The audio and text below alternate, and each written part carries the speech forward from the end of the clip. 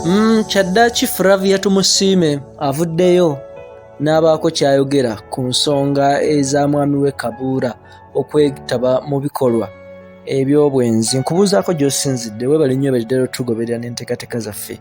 Mu kaseera kano mwana muwala gw'omanyi obulungi Flavia Tumusiime avuddeyo n'alaga endowooza ye oba n'alaga wa wayimiridde wekituuka ku bigambo bino ebadde bitambula wano ne wali nga biraga omwami we ate nga bwe yeetabye mu bwenzi oba zi screenshot n'obutambi ebiyitiŋŋana nga bulaga omwami we we yeetabye mu bwenzi ne Maswe tulina omujuni.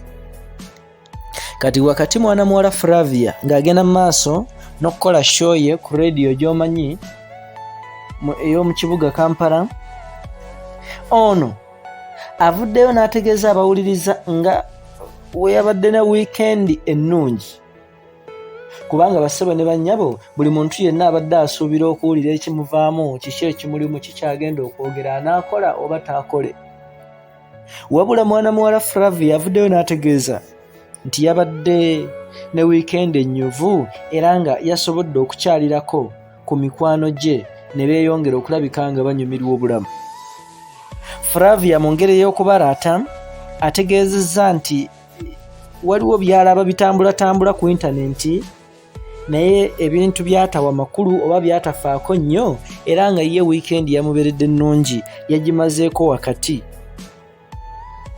mu kunyumirwa, mu kulya, mu kunywa, mu kusanyuka, era ng'agamba nti yafunye n'omukisa ogulya ku nnyama eyakamyu oba mu luzungu kye bayita rabbit omulundi ogusooka mu bulamu bwe. N'olwekyo agamba nti ye yamazeeko wiikendi nga yeeriira ku nnyama ya kamyu, byalaba wonna nga biyitiŋŋana ate oba oli awo tebigenda mu maaso kulabika nga bimuyiggula ttama.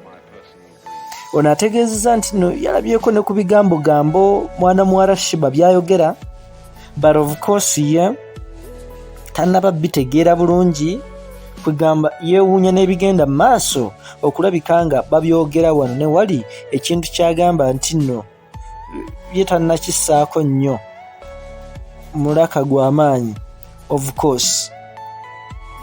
Wabula bba abamuwuliriza oba abawagizi be bongedde okulabika nga oba oliawo ebintu ebyafulumye byayongedde okumusanyusa ng'alinga ye omusanyufu ku byabaddewo, kubanga talina nnyiike n'emu gy'alaga wakati mu kunakuwalira ku mwami we mu mbeera ezigenda mu maaso. Gwampuliriza naawe andaba yonna gy'osinzidde. Nkugamba labika ng'osubscribinga, osharinga, okomentinga, twongere kutuusaako ensonga ze weetaaga okumanya yonna gy'osinzidde. Nze Ssemaganda Moses Hope ku lwa Kampala Media TV.